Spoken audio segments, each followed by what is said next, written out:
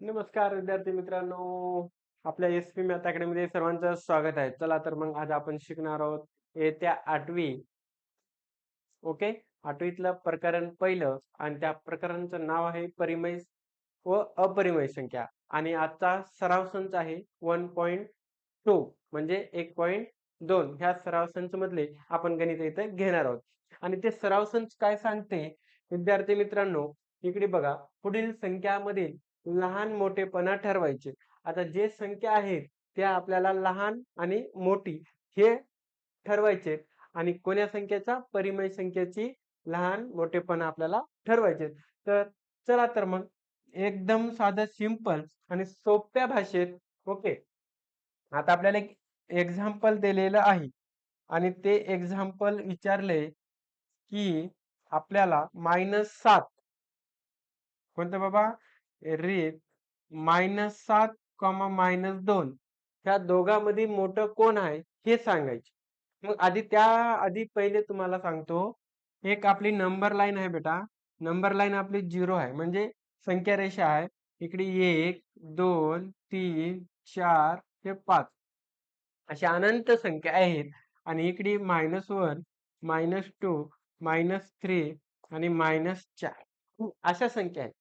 तर नेहमी लक्षात ठेवायचं, इकडे मोठ्या होत जातात संख्या, उजव्या बाजूला संख्या मोठ्या होतात. ओके. होतात, होत जातात. ओके. इकडे मोठ्या होत जातात आणि इकडे जे येणारे आहेत ते लहान होतात असतात. लहान असतात. काय असतात? लहान.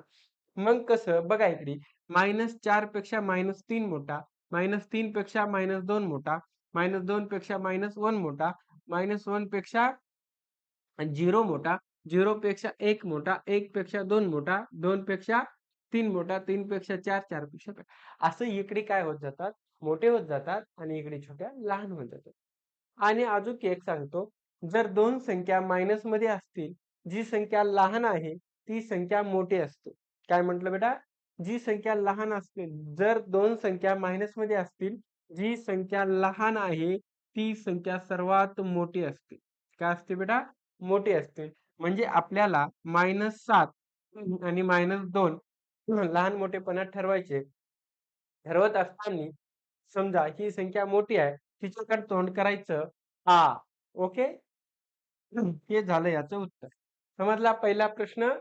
सराव संच 1.2 म्हणजे पुढील संख्यामधील लहान मोठेपणा ठरवायचे आहे येत्या 8वी मराठी मीडियम साठी. आणि तसंच मी सेमी साठी पण व्हिडिओ बनवणार आहे. चला, आता आपला दुसरा प्रश्न. दुसरा काय सांगते बेटा? बघा इकडे, 0 की -9.5 कोण मोठं? जी मायनस मध्ये आहे, जी धन म्हणजे जे पॉझिटिव्ह संख्या आहे ते नेहमी निगेटिव्ह संख्येपेक्षा काय असते बेटा? मोठी असते. म्हणून 0 मोठा. मी आता सांगितलं -1 पेक्षा 0 मोठा. ओके. -10 लिहा, त्याच्यापेक्षा 0 मोठा. ओके. समजलं? मायनस ही लहान असते प्लस पेक्षा. झालं, खतम. ओके. चला पुढचा प्रश्न. तिसरा रीत. आता इथं आहे 8 आणि 7 आणि हा 0. मग आता तुम्ही म्हणसाल 0 मोठा आहे. नाही रे बाबा, 0 कसं मोठा राहणार? इथं 8 आणि 7 ही संख्या पॉझिटिव्ह आहे म्हणजे धन संख्या आहे. 0 पेक्षा मोठीच राहणार. म्हणून हिला काय करायचं? इकडे साईन जिकडी मोठी आहे तिकडी आ म्हणून तोंड दाखवायचं आणि भाऊ हिचं तोंड वाचवला म्हणजे वाढलं, तर ही संख्या काय झाली बेटा? मोठी झाली. समजलं? समजलं असेल? समजलं असेल तर आपण जाऊ पुढच्या प्रश्नाला. ओके. चला तर मग आपला नेक्स्ट क्वेश्चन चौथा वाला. ओके. आता इथं -5/4 1 भागिले समजा 4 आहे.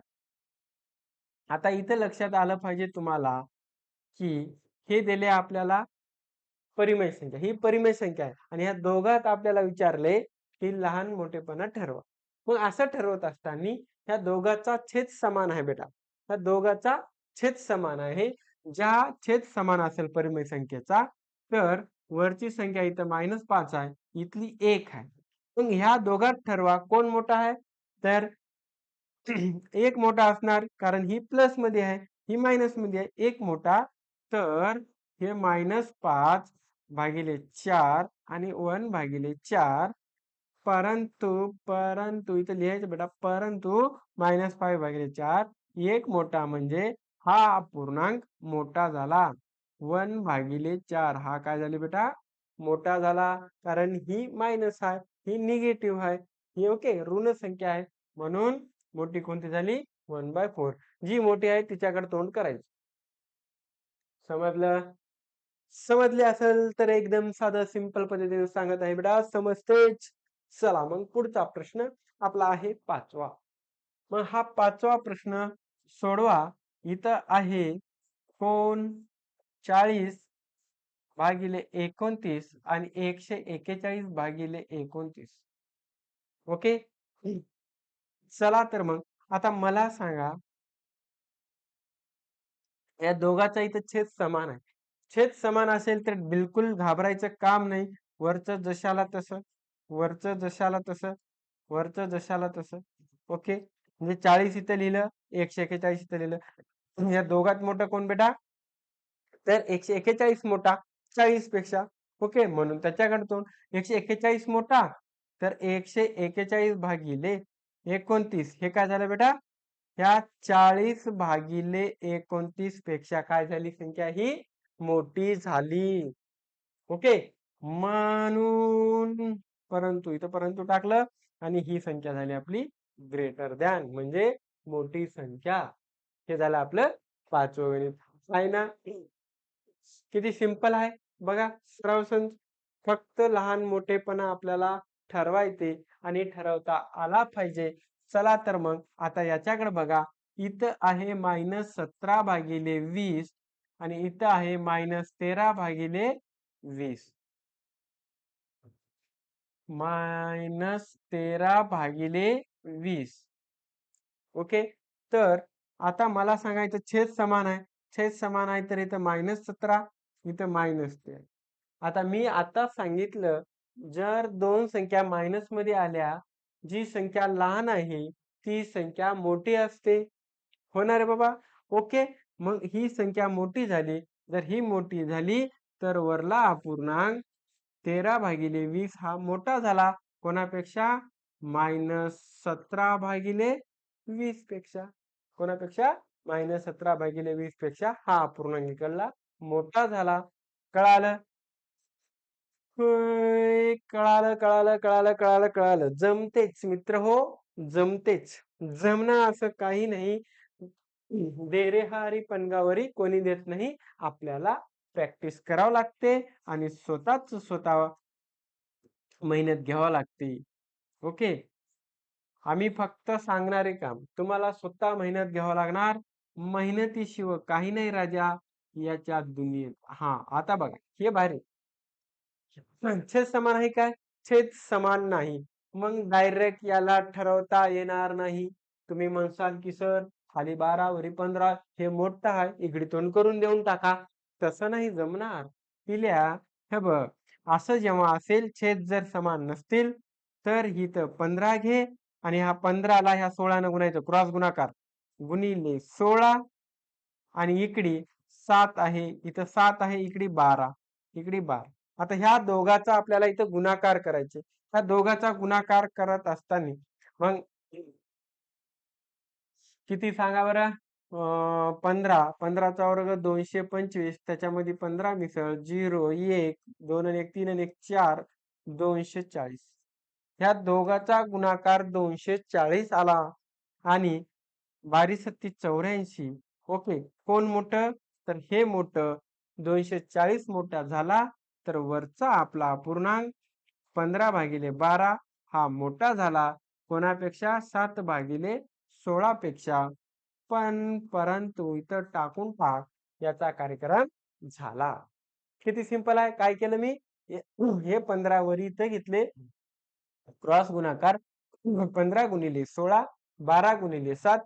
ज्याचा गुणाकार मोठा येतो ती संख्या मोठी झाली तर त्याचा वरचा अपूर्णांक काय असतो, मोठा असतो. कळालं? चला तर मग पुढं नेक्स्ट क्वेश्चन, आपला पुढचा प्रश्न आहे आपल्या बोर्डवर आणि त्या प्रश्नाचं उत्तर मला चटकन सांगायचं. चटपट चटपट चटपट चटपट करायचं. आता बघा, इथं -25 भागिले 8, इथं -9 भागिले 4. छेद समान आहे का राजू? नाही. मग आपण डायरेक्ट सांगू शकता का हा मोठा आहे तर हा मोठा आहे? नाही सांगू शकत. अगोदर आपल्याला क्रॉस गुणाकार करावा लागेल. -25 गुणिले 4, -25 गुणिले 4 आणि 8 गुणिले -9, 8 गुणिले -9. मग 25 चोक 100 म्हणजे -100. 9 8 72. मग आता तुम्ही ठरवू शकता त्या दोघांमध्ये मोठं कोण? मग मी सांगितलं होतं की तुम्हाला जर दोन संख्या मायनस मध्ये असतील, जी संख्या लहान असेल ती संख्या मोठी राहते. ओके, म्हणून हिच्याकडे तोंड करायचं. मग हिच्याकडे तोंड झालं तर मग परंतु मग वरची संख्या 25/8 ही म्हणजे -9/4 म्हणजे -9/4 ही संख्या मोठी आहे. कोणापेक्षा? 25/8 पेक्षा. कळालं? एकदम सिंपल राज्य हो. समजतेच म्हणजे समजते. चला. 9वा प्रश्न आपल्याकडे आलेला आहे. 9वा पण तसाच आहे जसा आता आपण केल्या त्या पद्धतीत. 9वा काय सांगते? 12/15. ओके, तसं 3/5. 3/5. आता मला सांगा, ओय ओय माय बघ इकडे, मला सांग, हे वरचे 12 हे बघ छेद समान नाही म्हणून वरचे 12 काय करायचे बेटा? जशाला तसे घे. ओके, मग हा 5 न 12 गुणायचे. याच्याच खाली लिहून घे. इथं 3 आहे, ह्या 15 न 3 गुणायचे. गुणलास 12 पंचे बेटा 60, 5 त्रिक 15, हा 5 त्रिक नाही 15 त्रिक 45. ओके, कोण मोठा? कोण बडा? 60 बडा. ओके, मग परंतु 60 मोठी ही संख्या असेल तर वरचा अपूर्णांक आपला काय राहणार आहे बेटा?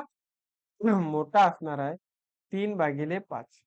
3/5 पेक्षा 12/15 ही संख्या आपली मोठी असणार आहे. किती सिंपल आहे. ओके, कळालं कळालं कळालं. चला रे चला गड्यांनो चला. चला, आजचा आपला सराव संचा शेवटचा प्रश्न. ओके, चला याला पण करून टाकूया आणि मग बघूया दुसरा पॉइंट. रे चला. -17 11 -3 4. आपण याला डायरेक्ट सांगू शकतो का हो हा मोठा आहे की हा मोठा आहे? डायरेक्ट नाही सांगू शकत. कधी? जेव्हा छेद समान असतील, आपले अनइक्वल म्हणजे वेगवेगळे असतील, त्यावेळेस आपण सांगू शकत नाही. तेव्हा काय करायचं? मग वरचे -7 खाली घेतले आणि इथं 4 आणि वरी -3 गुणिले 11 म्हणजे 7 चोक 28 -28 आणि -3 गुणिले 11 म्हणजे -33. ओके, आता सांगू शकता की कोण मोठा?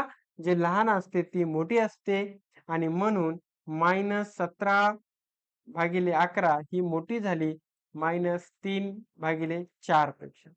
-3/4 पेक्षा. ओके, हे झाला आपला पूर्ण सराव संच. फक्त आपल्याला 10 क्वेश्चन होते. लहान मोठेपणा ठरवायचा होता आणि एकदम साधा सिंपल सराव संच होता. हे झालं आपलं मराठी मीडियम साठी. जर तुम्हाला सेमी मीडियम साठी पाहिजे असेल तर मला कमेंट्स मध्ये कळवा, म्हणजे संगच मी सेमीचा पण व्हिडिओ तुम्हाला टाकेन. ओके, चलो. व्हिडिओ आवडला असेल तर लाईक करायचं, चॅनलला नवीन असाल तर सबस्क्राईब करायचं आणि बेल आयकॉनच्या बटनला प्रेस करायचं, जेणेकरून नोट तुम्हाला व्हिडिओ अपलोड झाला तर तुमच्यापर्यंत अगोदर पोहोचला पाहिजे. ओके बेटा.